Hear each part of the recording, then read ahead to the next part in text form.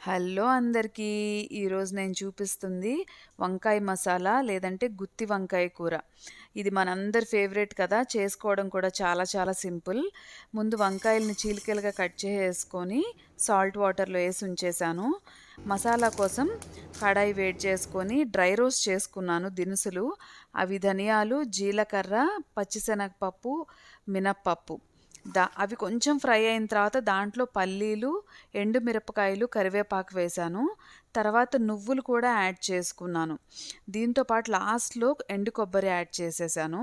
ఇవన్నీ చక్కగా ఫ్రై అయిన తర్వాత మిక్సీలో బ్లెండ్ చేసుకున్నాను కొన్ని వెల్లుల్లిపాయలతో పాటు. ఇది చాలా మంచి ఫ్లేవరింగ్‌గా ఉంటుంది. సో, ఇప్పుడు అదే కడాయిలో ఆయిల్ యాడ్ చేసుకొని జీలకర్ర, కరివేపాకు, ఉల్లిపాయలు ఇవి యాడ్ చేసుకొని చక్కగా మగ్గించేశాను. ఇవి మగ్గేలోగా మసాలా పౌడర్ ఉంది కదా! దాన్ని వంకాయల్లోకి చక్కగా మొత్తం నిండేలాగా కూర్చి పెట్టేసుకున్నాను.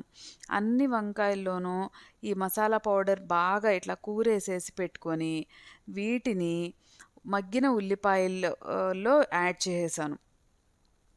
ఇవి ఒక 5-10 మినిట్స్‌లోగా మగ్గిపోతాయి. విపరీతంగా కలిపి వండాల్సిన అవసరం లేదు.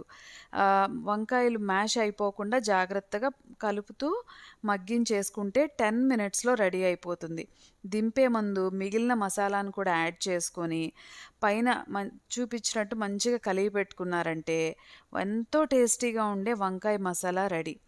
ఇది బెస్ట్ కాంబినేషన్ ఏంటంటే సాంబార్ కానీ, పప్పు కానీ లేదంటే పప్పుచారులోకి కానీ చాలా చాలా బావుంటుంది. చూసారు కదా! మసాలా ముక్కలకంతా పట్టేసి ఎంతో టేస్టీగా ఉంది. నచ్చింది కదా! మీరందరూ కూడా తప్పకుండా ట్రై చేయండి. చాలా టేస్టీగా కుదిరింది అండ్ హెల్తీ కూడా. ఓకే. మన ఛానల్‌ని లైక్, షేర్ అండ్